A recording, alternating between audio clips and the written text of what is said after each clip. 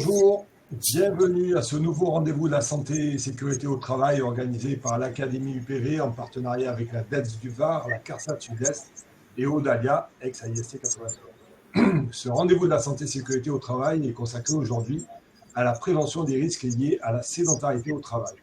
Alors, de plus en plus de salariés travaillent assis. Le fait de ne pas bouger de son poste de travail pendant plusieurs heures représente un risque avéré pour la santé. Souvent méconnu et ignoré, le travail sédentaire constitue un véritable facteur de risque professionnel, avec des conséquences graves pour la santé du salarié. Pathologies cardiovasculaires, diabète de type 2, cancer, TMS, etc. Donc, les postures sédentaires constituent un danger de santé au travail qu'il convient d'évaluer et de prévenir.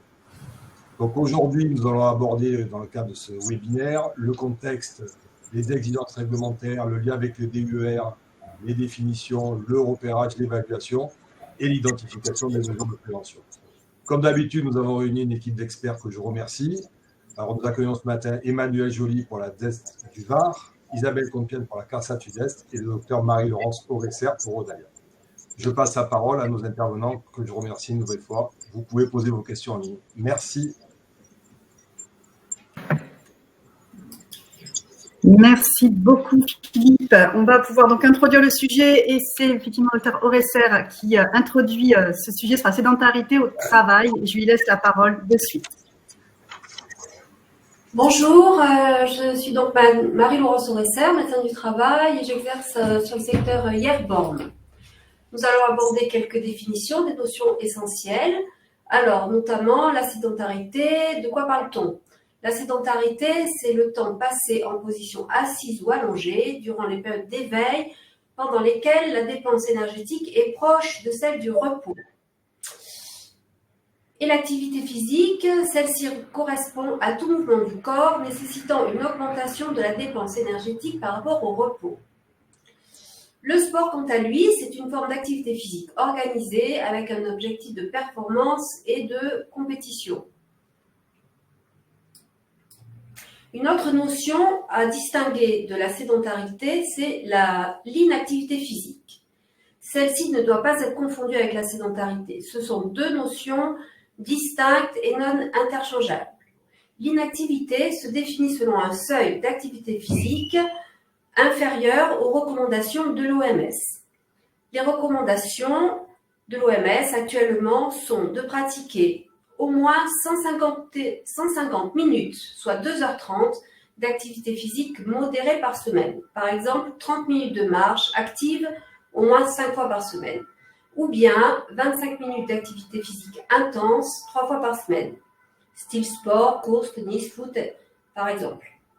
Ainsi, on peut être sédentaire et actif. Par exemple, sédentaire au travail et actif le week-end. Mais aussi être inactif sans pour autant être sédentaire. Par exemple, ne pas pratiquer suffisamment d'activité physique, mais travailler debout. Un vendeur, un préparateur, voilà. L'activité physique, pour se repérer, elle se mesure. Elle se mesure en MET. C'est le Metabolic Equivalent of Tasks. En français, équivalent métabolique des tâches ou du travail. Celui-ci évalue les équivalents énergétiques de diverses activités domestiques, loisirs sportifs ou encore professionnels. Alors, nous voyons, le repos, c'est 1 mètre. Ensuite, les activités sédentaires, c'est autour des 1,5 mètres. Jusqu'à 3 mètres, c'est l'activité légère. Ensuite, jusqu'à 6 mètres, l'activité modérée. Et au-delà, ce sont les activités lourdes. Pour vous donner une idée de la dépense énergétique au travail, voici quelques exemples. Le travail léger, ça va être le ménage simple, la couture, le travail de bureau. On peut dire aussi la mécanique de précision, l'horlogerie par exemple. Le travail modéré, ça va être des tâches ménagères où les bras sont élevés, le lavage de vitres, ça va être aussi la mécanique, réparage auto par exemple. Dans les tâches ménagères, ça va être faire les lits, ça va être la vente avec des ports de charge modérés. Beaucoup d'emplois sont dans le travail physique modéré. Au-delà de 6 mètres, c'est le travail lourd que l'on retrouve essentiellement dans le BTP, mais aussi dans l'industrie lourde. Et la conduite de véhicules, j'ai oublié d'en parler, c'est plutôt du travail léger. Conduite d'engins, de poids lourds, camions, voitures, ça va être du travail léger, moins de 3 mètres. 3 mètres, excusez-moi. Alors, nous allons voir maintenant les impacts de la sédentarité au travail.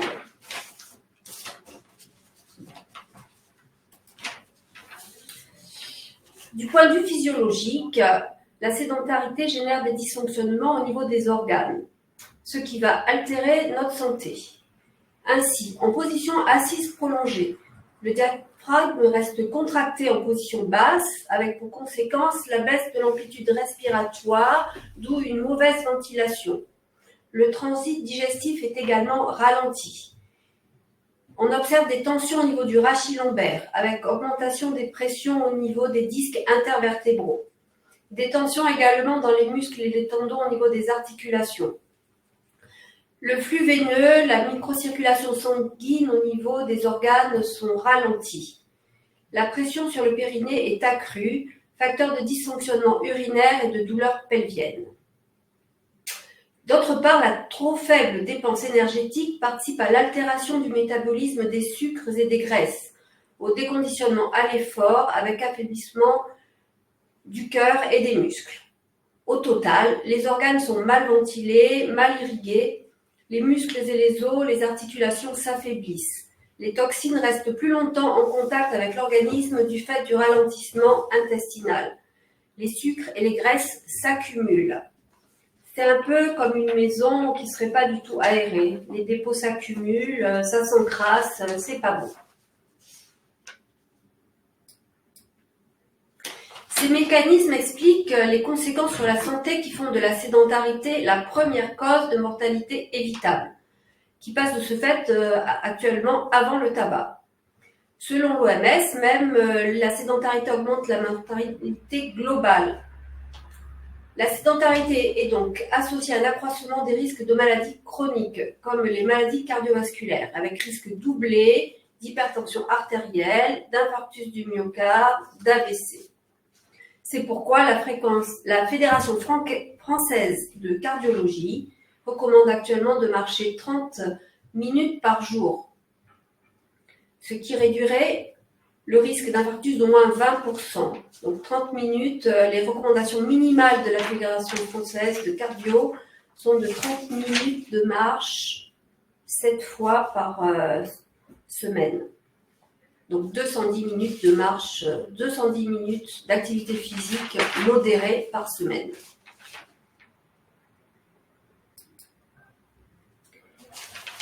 Nous avons aussi les impacts sur les maladies métaboliques, avec un risque doublé d'obésité et de diabète de type 2, un risque aussi d'hypercholestérolémie. Et certains cancers sont même augmentés. Il y aurait un risque doublé pour le côlon et l'utérus. On explique les cancers du côlon par la stagnation des toxines dans l'intestin du fait du ralentissement du transit intestinal. La sédentarité est aussi associée aux troubles musculo-squelettiques, avec des tendinites, des pathologies de la colonne vertébrale, à l'ostéoporose, et même à certains troubles de la santé mentale, l'anxiété, la dépression, l'irritabilité. La sédentarité est donc un risque à part entière pour la santé des salariés, mais ce n'est pas une fatalité car celle-ci peut être bien prévenue. En effet, la diminution du temps passé assis participe à l'amélioration de la santé ainsi qu'à la baisse de la mortalité globale. Nous allons aborder maintenant les conséquences pour l'entreprise. L'altération de la santé des salariés va perturber la vie de l'entreprise au plan humain, économique, fonctionnel et social.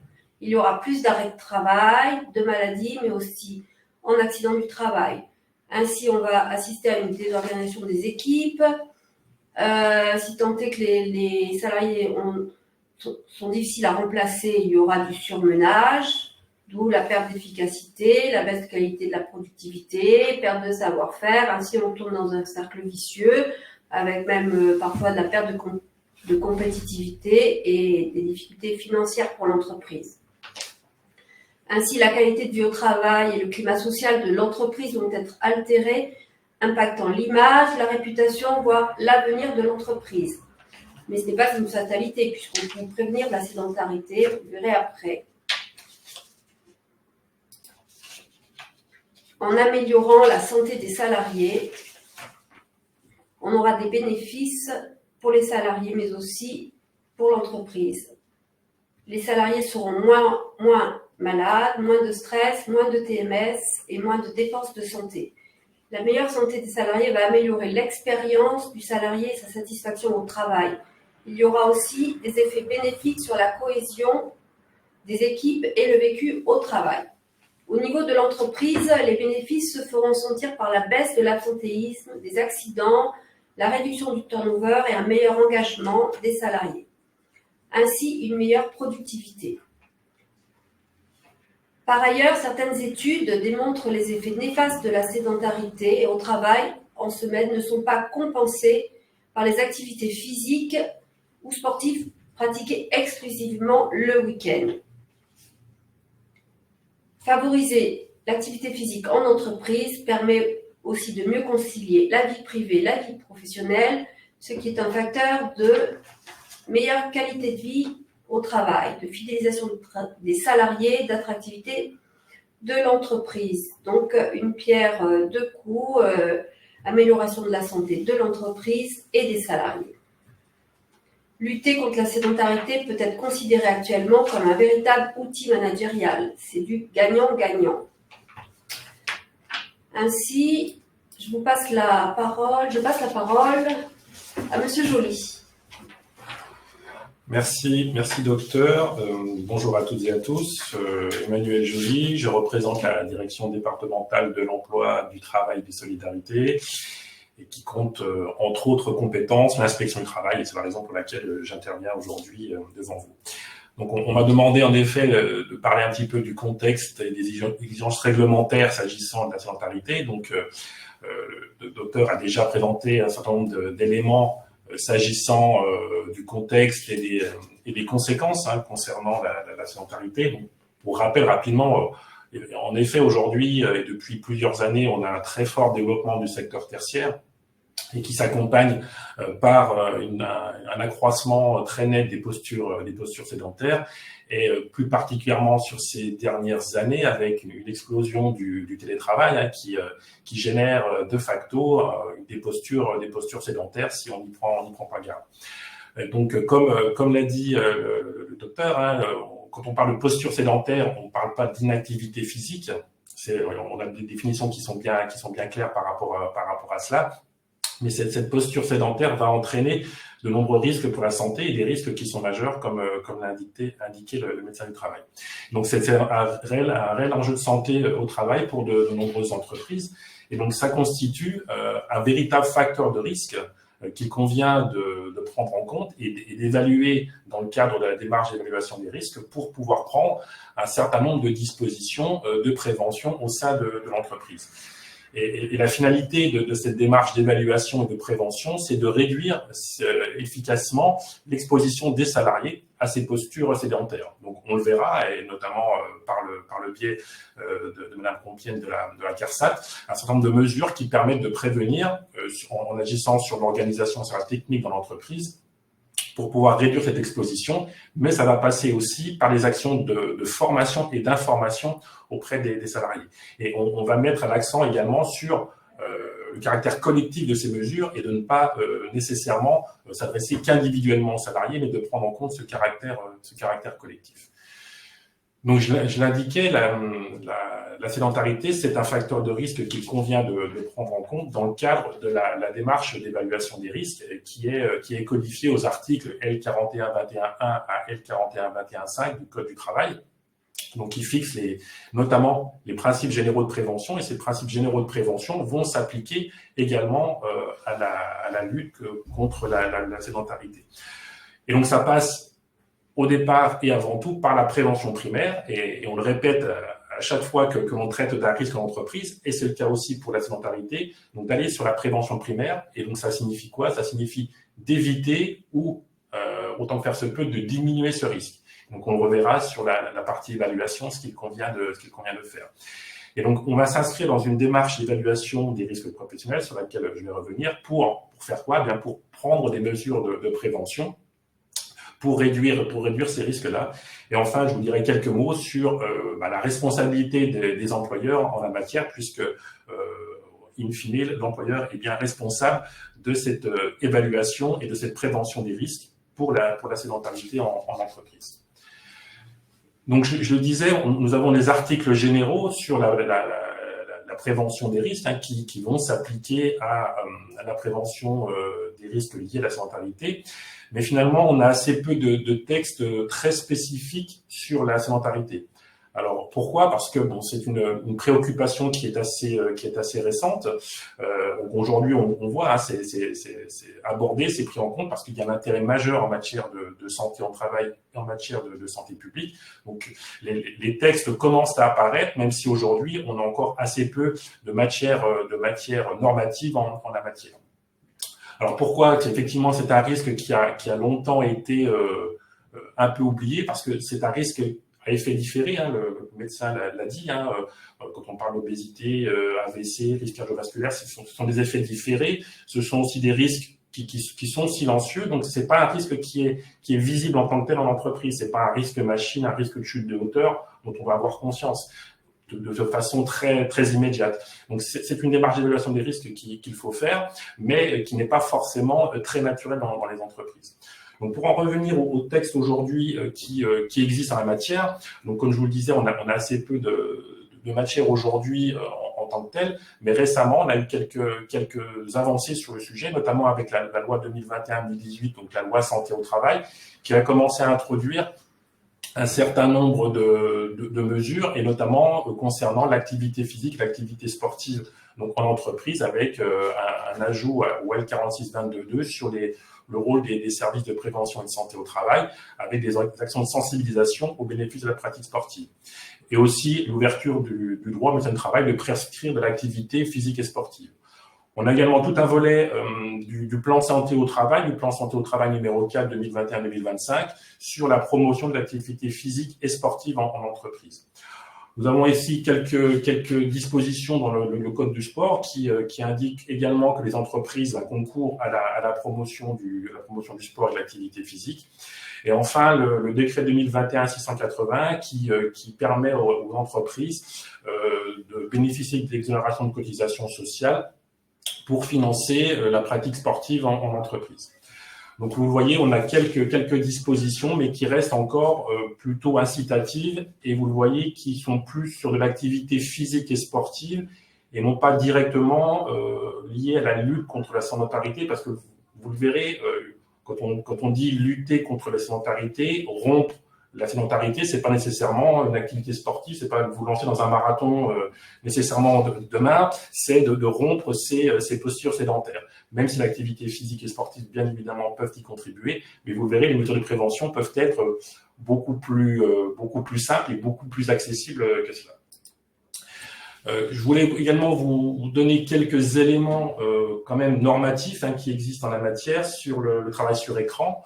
Alors, les textes qui existent au travail sur écran n'ont pas été pris pour lutter contre la sédentarité. Ils sont liés au travail sur écran et donc aux risques qui sont liés, mais de façon indirecte, les différentes mesures de prévention qui figurent peuvent permettre de lutter contre ces postures sédentaires, parce que vous le voyez, notamment dans l'article 45-42-4, il est indiqué que l'employeur organise l'activité du travailleur de telle sorte que son temps quotidien de travail sur écran soit périodiquement interrompu par des pauses ou par des changements d'activité.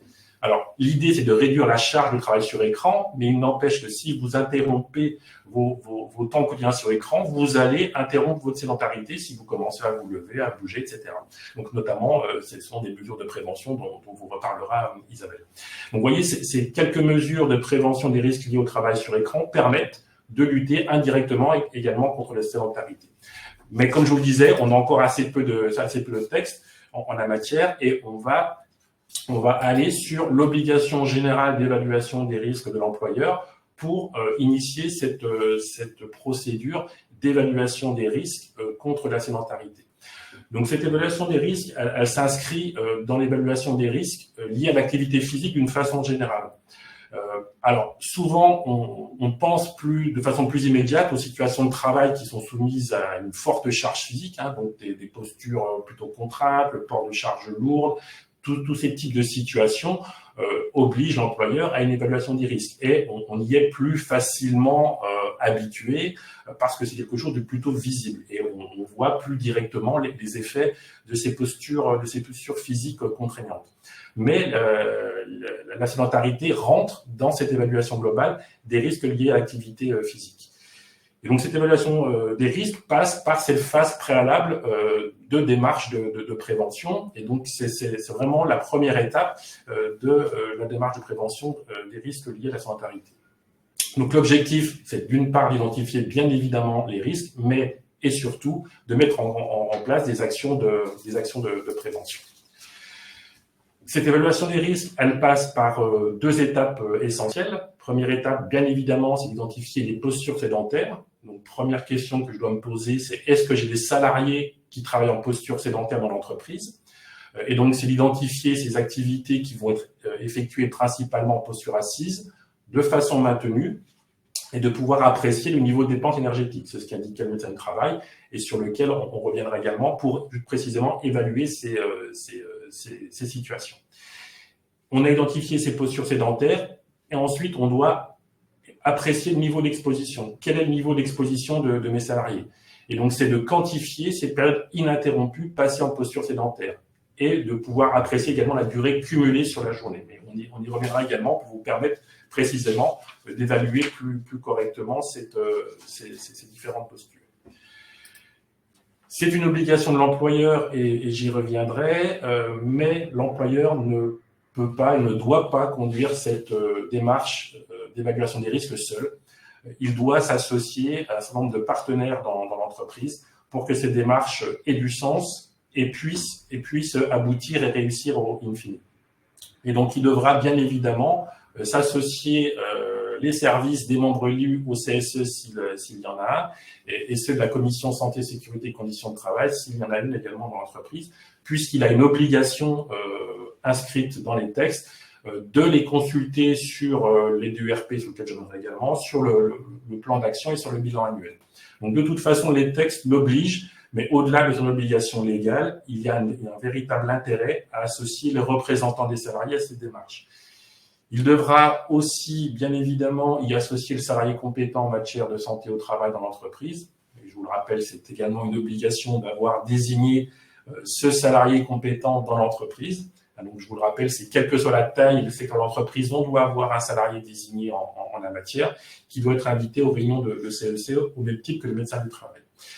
S'associer aussi, et bien évidemment, l'expertise et l'appui des services de prévention et de santé au travail qui ont une expertise sur le sujet et pourront apporter une aide précieuse à l'entreprise. Et in fine, et bien évidemment, et peut-être en premier lieu, les salariés eux-mêmes, puisque les salariés, ce sont eux qui sont exposés à la situation. Donc, au-delà d'une évaluation, on va dire, plus fine et plus réaliste, c'est aussi la façon de les associer pour commencer à initier des actions d'information auprès des salariés pour qu'ils prennent conscience des risques liés à la sédentarité. Donc, cette démarche d'évaluation des risques, comme vous le savez, j'imagine, doit se traduire dans le document unique d'évaluation des risques professionnels, qui est une obligation qui n'est pas récente, elle date de 2001, donc on est aux 20 ans du document unique, donc on est loin encore du compte dans un certain nombre d'entreprises. Donc c'est une obligation et ce document unique doit prendre en compte l'ensemble des risques professionnels inhérents à l'activité de l'entreprise et le risque de sédentarité très souvent y est présent. Donc il devra être inscrit dans ce document unique. Et pour rappel, il est toujours utile de le redire, ce document unique a vu son contenu et sa forme également être renforcée par la loi santé au travail du 2 août 2021, notamment pour prendre en compte toute la partie organisation du travail. Et ça nous raccroche directement à notre sujet du jour sur la sédentarité, quand on verra les mesures de prévention à mettre en œuvre. Pour rappel également, c'est toujours utile de le redire, le document unique mise à jour annuelle obligatoire dans une entreprise de plus de 11 salariés et dans les entreprises de 1 à 10 salariés, mise à jour obligatoire. Quand une information supplémentaire qui concerne l'évaluation des risques intervient dans l'entreprise ou en cas de décision d'aménagement important.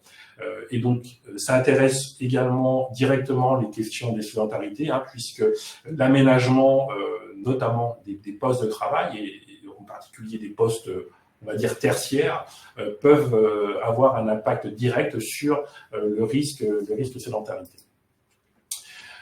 Donc, on le disait, l'intérêt de la démarche d'évaluation des risques, c'est de pouvoir mettre en place des mesures de prévention, dont on reparlera dans la suite de ce webinaire. Mesures de prévention qui seront tracées dans les entreprises de moins de 50 salariés dans la liste des actions de prévention et de prévention des risques, protection des salariés. Et dans le PAPRI Pacte pour les entreprises de 50 salariés et plus, alors je vous le redonne, un programme annuel de prévention des risques professionnels et d'amélioration des conditions de travail, qui est également une obligation légale dans les entreprises de 50 salariés et plus. Donc ces mesures de prévention, je ne vais pas les développer puisqu'on va y revenir plus longuement dans la suite de ce webinaire. Simplement de vous redire, et c'est important, de consulter, d'associer les salariés sur cette démarche, et notamment s'agissant de l'aménagement des postes et l'organisation de leur activité, pour pouvoir également leur donner des marges de manœuvre sur le sujet. Ce sont des mesures qui seront d'autant mieux comprises et mises en œuvre sur le long terme dans les entreprises. Et encore une fois, tout l'intérêt de mettre en place des actions de formation et d'information des salariés. Et enfin, pour terminer, puisque la partie normative n'a de sens que si on a des responsabilités qui y sont attachées, bien évidemment. Et donc, quelques mots sur la responsabilité de l'employeur en la matière. Donc, comme tout risque professionnel, l'employeur, je vous le disais, a une obligation d'évaluation des risques et de mise en place des mesures de prévention. Donc, pour rappel, c'est une obligation, l'employeur est une obligation de sécurité en la matière, obligation de moyens, mais obligation de moyens renforcés, c'est-à-dire qu'il doit prendre toutes les mesures utiles et nécessaires et adaptées pour pouvoir prévenir ce risque. De redire également, et c'est important, que les travailleurs doivent également prendre soin de leur santé, leur propre santé et sécurité, et aussi celle de leurs collègues de travail. Donc, on a bien une obligation impérieuse, prioritaire sur l'employeur, mais aussi une obligation des salariés en la matière.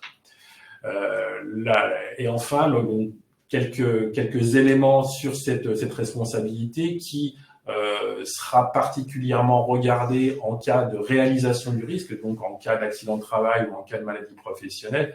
La démarche d'évaluation des risques et de mesures de prévention prises par l'employeur seront appréciées pour déterminer son degré de responsabilité en la matière. Et puis, de redire également que le défaut de document unique constitue une infraction pénale de 5e classe qui peut être relevée par voie de transaction pénale s'agissant de ce document. Voilà sur la partie normative. Comme je vous le disais, assez peu de texte in fine très précis en la matière, mais une obligation de l'employeur qui est la même que pour tout risque, même si ce n'est pas forcément un risque, qui est très immédiat et très visible, mais qui doit être prise en compte dans les entreprises compte tenu des enjeux de santé au travail, mais aussi des enjeux de santé publique. Et je repasse la parole au docteur. Merci bien. Je reprends donc la parole pour vous donner quelques outils pour repérer le risque de sédentarité. Donc là, on répète, on repère le risque sédentarité qui va s'articuler autour de 3 axes essentiels. Donc la station assise qui va être maintenue dans le temps, sans interruption, avec une dépense énergétique faible. Voilà, les 3 axes autour duquel s'articule la sédentarité. Donc l'INRS propose un tableau assez pratique, je trouve, pour identifier le risque dans l'entreprise. Vous avez 3 questions, et si vous êtes concerné, s'il y a beaucoup de oui, vous êtes concerné. Donc 1, la posture assise, oui, non. Si on est assis, quel est le niveau de dépense énergétique? Inférieur à 1,5 mètre, c'est de la sédentarité, c'est quasiment le repos. Donc un travail statique de bureau, sans se lever, agent d'accueil qui répond au téléphone et qui fait aucune manutention, qui ne bouge jamais. Ça va être aussi, par exemple, dans les télévendeurs, tout ce qui est dans la bureautique prolongée, ou aussi la conduite d'engin, les chauffeurs poids lourds qui bougent, qui descendent de très peu de leur camion. Donc, la posture assise, le niveau de dépense énergétique, et ensuite la durée ininterrompue de la posture sédentaire. Vous voyez qu'au-delà de 30 minutes sans bouger, avec une faible dépense énergétique, assis, on est dans la sédentarité. Vous êtes concerné, donc il faut évaluer le risque et l'inclure au document unique. Un deuxième tableau là qui va donc permettre une analyse plus fine de chaque poste de travail et qui pourra ensuite définir les actions à mener. Donc, déterminer les fréquences de période ininterrompue, la durée cumulée des postures sédentaires, donc une posture sédentaire, donc sans interruption, dépense énergétique faible, assis, c'est plus de 5 heures par jour, on est en plein dedans.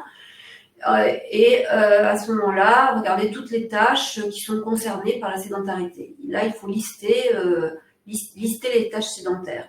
À partir de là, on pourra déterminer des actions qui seront justement à inclure dans le document et ensuite tracer la réalisation et programmer un agenda de réalisation des actions de prévention. Je vous remercie de votre attention et là je vais passer la parole donc à Madame Isabelle Coutienne de la CARSAT pour une présentation. Merci beaucoup. Merci beaucoup, docteur. Alors, on a beaucoup de questions qui sont arrivées et je me permettrai de les poser juste après. On va parler un petit peu du plan d'action, c'est comment agir sur la sédentarité au travail. Il y a déjà beaucoup de pistes qui ont été données par mes collègues, notamment une piste qui est un repère temporel et qui est important, ce repère temporel. C'est vrai que l'objectif de lutte contre la sédentarité, c'est bien évidemment de réduire l'exposition des salariés à cette posture sédentaire. La posture sédentaire, on l'a bien identifiée, c'est cette fameuse posture assise. Donc, idéalement, c'est vrai qu'en termes d'action, on va devoir agir en phase conception, mais quand les situations de travail sont déjà existantes, il faut être dans la transformation des situations de travail, avec notamment des mesures qui vont être organisationnelles, et on va voir ce que sont que ces mesures organisationnelles, mais également techniques, et puis l'importance des actions de formation et d'information des salariés, parce qu'il est important que les salariés comprennent tous les impacts sur leur santé, et vous l'avez bien évoqué, docteur, ces problématiques totalement invisibles à un instant T et qui vont, au final, créer un état de santé délétère de notre salarié. L'idée et l'objectif, c'est de créer des conditions qui vont permettre aux salariés de rompre régulièrement des périodes passées en posture assise et bien évidemment de limiter leur durée quotidienne. Donc, le repère temporel pour aider, c'est à la fois cette posture en termes de durée, mais également sur la durée quotidienne. Donc, toutes les 30 minutes, idéalement, il faut casser cette posture sédentaire, cette posture assise. Et idéalement, il faut limiter la durée quotidienne à moins de 5 heures par jour. Donc, déjà, ce repère, en matière de plan d'action, il est intéressant à étudier. Première piste d'action, c'est d'organiser le travail. Pourquoi ? On va essayer, au travers de cette mesure, de permettre une alternance à la fois des tâches, c'est-à-dire qu'on peut avoir une activité, une posture sédentaire avec plusieurs tâches qui se réalisent d'une manière globale assise. Et on va essayer de créer, en fait, au travers de ces tâches, une alternance des postures sur du assis, du debout, du déplacement et autres.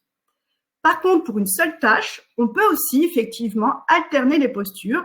On a beaucoup évoqué le travail sur écran, qui est un travail aujourd'hui que beaucoup de personnes font dans le cadre de leur travail. Ce travail sur écran, on peut être amené à le faire assis, mais également on peut être amené à le faire debout. et parfois, et c'est maintenant proposé de manière plus dynamique avec du matériel du type ergocycle, qui sont ces fameux bureaux, ces vélos de bureau. Alors après, on pourra aussi en parler d'autres, notamment le Swissball aussi, qui sont des éléments dynamiques dans le cadre du travail. Et puis, il faut aussi, d'un point de vue organisationnel, permettre aux salariés de s'octroyer des pauses actives, régulières, le fait de pouvoir se lever, marcher, s'étirer.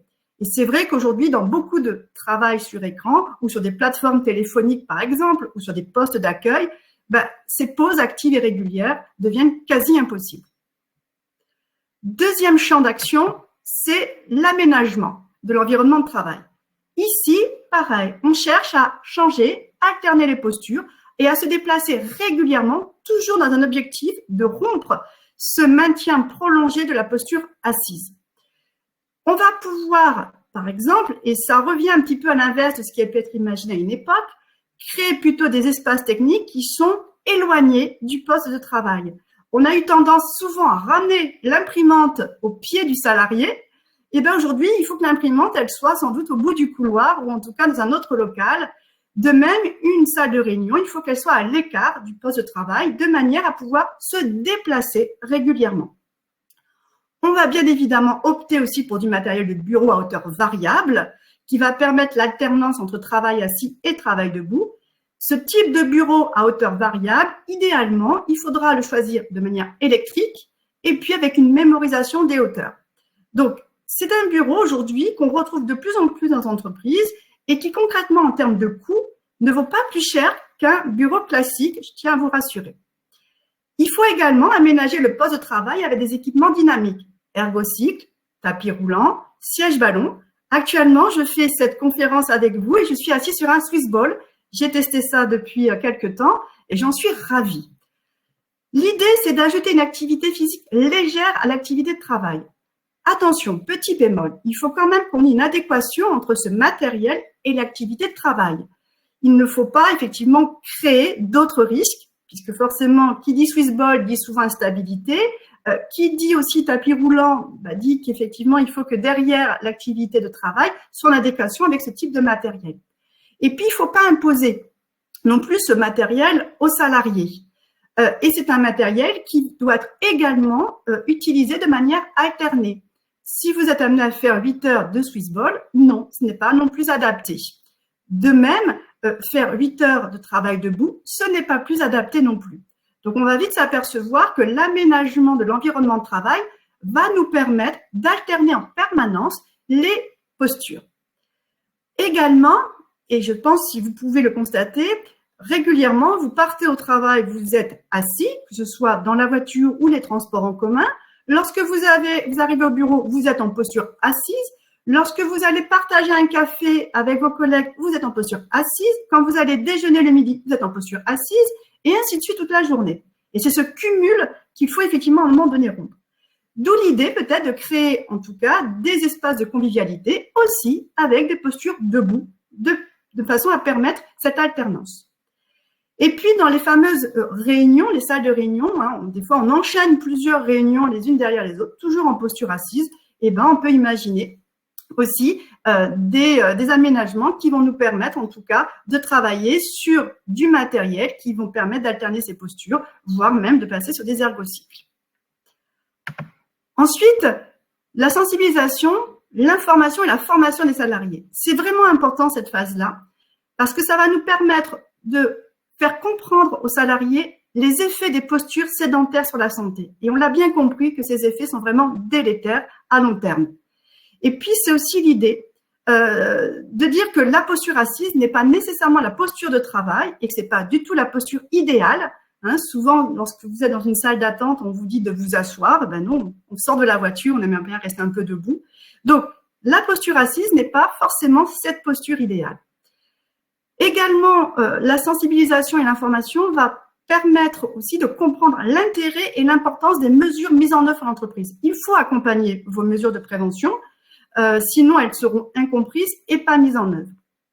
Et puis la deuxième chose, c'est d'inciter, de faciliter l'utilisation des équipements mis à disposition. Bien évidemment, tout équipement de travail doit nécessiter une formation à son utilisation. Alors, ces séances de sensibilisation, d'information peuvent être faites au travers de la mise à jour du document unique lorsque vous allez évaluer le risque sédentarité au travail, mais également par des campagnes d'affichage, mais également au travers de modalités organisationnelles que vous allez mettre en place, comme le télétravail, qui souvent, qui est aujourd'hui beaucoup plus développé, c'est d'accompagner le télétravail avec toutes ces mesures aussi d'aménagement et d'organisation. Les clés de la réussite pour lutter contre la sédentarité au travail, et M. Joly l'a bien dit, et Dr Oresser aussi, il y a des grands principes à respecter. Il faut avant tout analyser l'activité pour comprendre où sont les postures sédentaires, combien de temps elles durent et quelles sont les mesures qu'on peut mettre en œuvre derrière. Il faut consulter et associer les salariés dans le choix et l'aménagement des postes de travail parce que oui, un Swiss Ball pourrait correspondre à quelqu'un, un ergocycle à d'autres, et puis quelqu'un qui voudrait plutôt un bureau assis debout, en tout cas à hauteur variable, serait plus adapté. Il faut informer et former les salariés à l'utilisation des différents équipements. Et puis surtout, il faut organiser le travail pour que ces mesures puissent être mises en œuvre. Si aujourd'hui on propose des mesures, notamment sur l'alternance des tâches, mais qu'en face on dise il faut lutter contre la sédentarité, mais je vous donne aucun moyen pour lutter contre, ça va être compliqué d'être sur un enjeu de santé maîtrisé. Voilà pour les mesures de prévention qui peuvent sembler relativement simples, mais qui ne sont pas aussi simples à mettre en œuvre parce qu'il y a aussi cette idée préconçue que la position assise est la meilleure aujourd'hui dans le cadre du travail. Quid de la pratique d'une activité physique? Vous l'avez dit, docteur. Et d'ailleurs, Monsieur Joly, vous l'avez dit également. Oui, la pratique d'une activité physique est importante, c'est bénéfique pour la santé et vous verrez qu'on a des questions dans le chat justement sur ce sujet-là. Mais vous l'avez dit aussi, ça ne compense pas les effets délétères de postures sédentaires au travail. Si je reste effectivement 8 heures assis dans le cadre de mon travail, j'aurai beau faire mes 1 heure ou 2 heures de footing ou de salle de sport le soir, ça ne compensera pas ces 8 heures faites dans la journée. Donc les postures sédentaires, il faut bien comprendre que c'est un facteur de risque qui est indépendant totalement du niveau d'activité physique des salariés.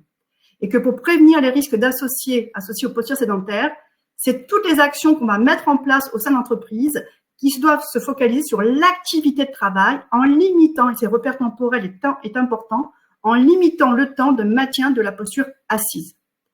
Oui, vous avez raison, et on va en reparler parce que dans les questions, il y en a. La promotion de l'activité physique sur le lieu de travail est importante. Elle fait partie aussi d'un enjeu de santé, cette fois-ci public, mais c'est important. Mais ce qu'il faut retenir, elle ne peut pas se substituer à la prévention des risques liés aux postures sédentaires au travail. En un seul mot, en une seule phrase, nous allons dire qu'il n'y a pas de posture idéale, mais l'idéal est de varier les postures. Voilà pour ce qu'on pouvait dire, nous, sur la lutte contre la sédentarité au travail. Il y a un certain nombre de questions que je vous soumets, docteur et monsieur Joly, qui sont assez nombreuses. Je vais les reprendre dès le début parce que il y avait une question autour de, concrètement, 30 minutes de marche par jour, ça correspond à combien de pas? Alors, sur cette question, j'avais donné une réponse qui est environ 3000 pas par jour. Et c'est vrai qu'on entend souvent le message des 10 000 pas par jour, qui serait un message de l'OMS. Est-ce que ces 10 000 pas par jour est une référence en la matière ou est-ce qu'aujourd'hui, les 30 minutes suffisent à parler d'activité physique légère? 30 minutes par jour, c'est une activité physique minimale recommandée par la Fédération française de cardiologie. D'accord. Donc c'est le minimum. C'est le minimum à avoir si par ailleurs on n'a pas d'autres activités physiques, au moins marcher 30 minutes par jour. D'accord. Ça fait moins de 10 000 pas. Hein, en principe. Oui, on est à peu près à 3 000 pas. 3 000 pas. Une heure. Mais après, petits pas, grands pas, si on piétine, si on fait des grands pas, voilà. Après, c'est 30 minutes de marche active, on va dire. Active. Pas la marche plan, donc la marche au moins à minimum 5 km/h. Très bien. Alors, est-ce que l'entreprise peut payer la salle de sport aux salariés? Pas directement. Elle peut. On a déjà fait un webinaire l'année dernière. On avait planché un peu sur le sujet. On avait regardé les textes, mais surtout, l'employeur peut financer des actions collectives. Donc, par exemple, il peut financer un coach sportif qui va venir entre midi et 2. Il peut financer une salle de sport. Mais il ne va pas payer entièrement la salle de sport à son salarié, donc c'est individuel. Par contre, là, par l'intermédiaire du CSE, les entreprises, les CSE peuvent négocier des tarifs préférentiels dans les salles de sport, ou les piscines, voilà. Parfois, il y a des CSE qui donnent, qui allouent un chèque, une subvention, tant d'euros pour faire ce qu'on veut pour une activité sportive. D'accord. Sportive aussi. Bon, par le CSE, on peut avoir un financement, on va dire, un petit peu direct. Partiel des activités physiques. J'ai vu passer une question sur la fibromyalgie. Est-ce que la fibromyalgie est liée à la sédentarité? Alors, c'est pas directement. La sédentarité ne va pas créer la fibromyalgie, puisque la fibromyalgie, c'est un dysfonctionnement des neurotransmetteurs neuromusculaires qui entraînent des douleurs, des raideurs, de l'inconfort articulaire, des douleurs. Il n'y a pas que ça.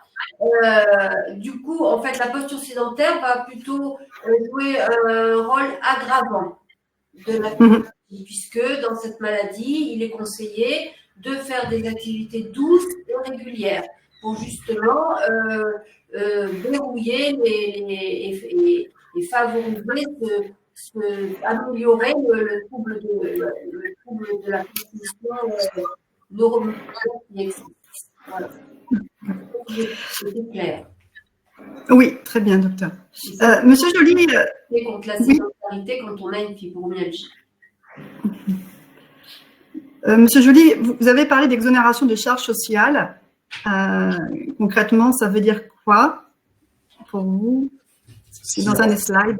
Oui, c'est une disposition qui est relativement récente. Je vous le disais, pour vous donner les références réglementaires, c'est le décret 2021-680 du 28 mai 2021. Alors, on est sur l'incitation au financement par les entreprises de la pratique sportive des salariés. Donc là, effectivement, c'est du financement d'activités sportives. Alors, ça se traduira par l'avantage que représente la mise à disposition par l'employeur d'équipements à usage collectif, dédiés à la réalisation d'activités physiques et sportives, ou comme une salle de sport, comme le disait le docteur, c'est un caractère collectif de l'employeur qui met à disposition de cette salle de sport.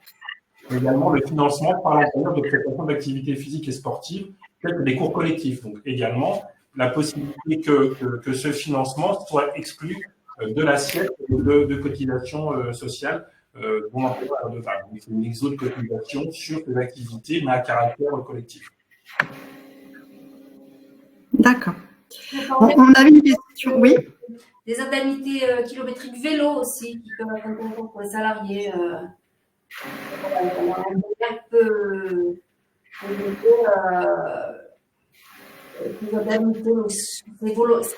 C'est pas obligatoire, c'est volontaire. Les salariés qui vont au travail à vélo bénéficient d'une indemnité kilométrique vélo spécifique et qui est limitée sur l'année. Je ne me rappelle plus exactement.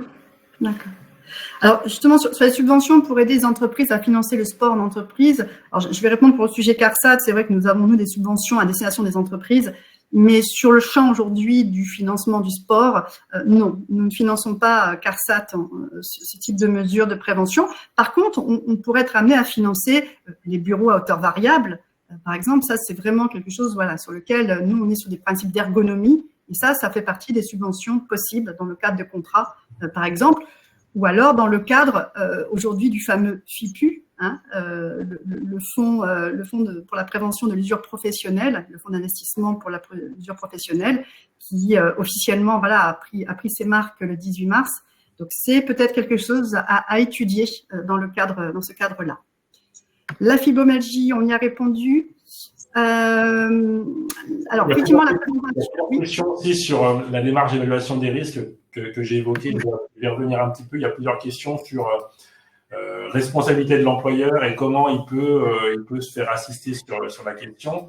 Donc, je rappelle qu'effectivement, c'est une obligation de l'employeur qui ne peut pas sous-traiter à une entreprise qui serait accréditée, agréée ou je ne sais quoi.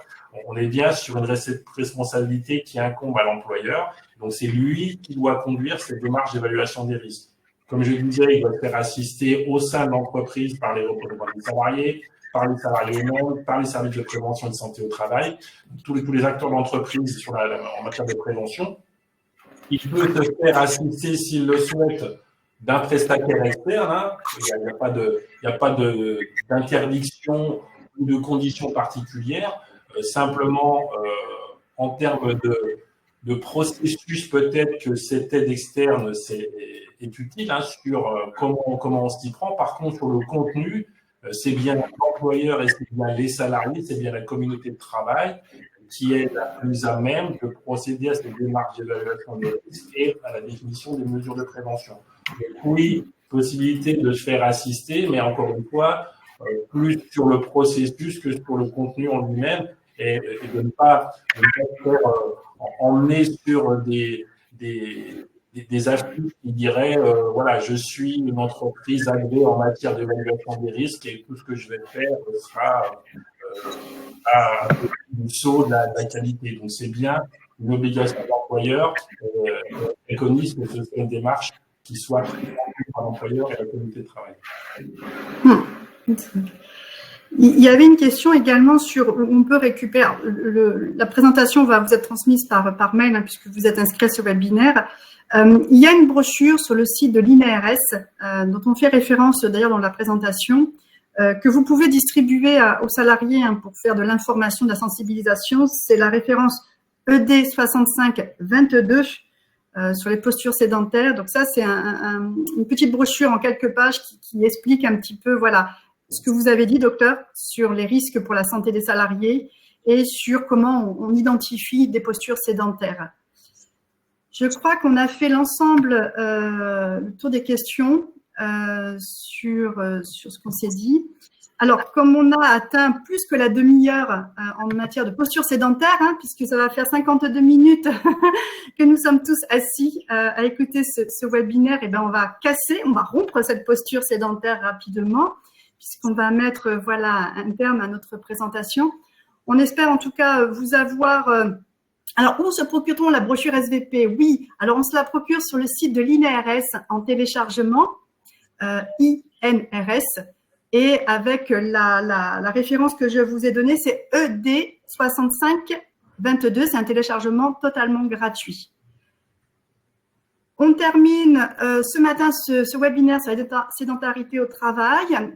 Il est prévu un prochain rendez-vous santé-sécurité au travail. Nous allons revenir sur un format en présentiel parce que le sujet voilà, va être aussi, à mon avis, amener beaucoup de questions. Nous allons parler du harcèlement dans le cadre du travail. Et ça se déroulera le 18 juin, voilà, sur Toulon. Donc, on vous redonnera en tout cas l'invitation comme on le fait d'habitude. Et puis, on vous attend nombreux à ce rendez-vous. En tout cas, vous étiez très nombreux ce matin à nous écouter sur la sédentarité au travail. Et on ne va pas faire plus long parce qu'on va aller rompre notre sédentarité et notre posture assise un peu maintenue depuis tout à l'heure.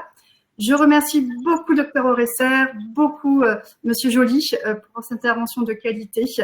Et puis, on se retrouve très bientôt. On vous souhaite une très belle journée à vous. Merci. Merci, au revoir. Au revoir.